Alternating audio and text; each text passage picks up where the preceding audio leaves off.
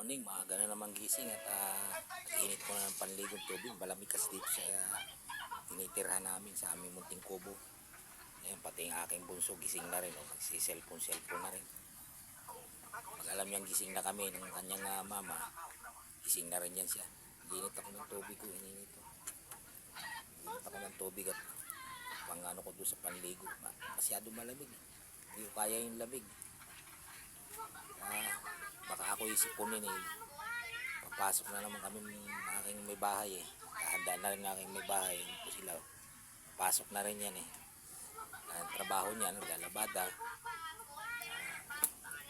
labada plancha rin ang trabaho niya. Aking may bahay uwian naman siya kadahapon, titita na lang kami yan sa gabi pag uwi ko mamaya. Ready ko lang to panligo ko.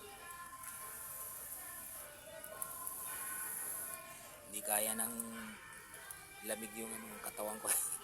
Kaya nag-iinit ako kada gising ko na, naghihanda na ako ng pangligo.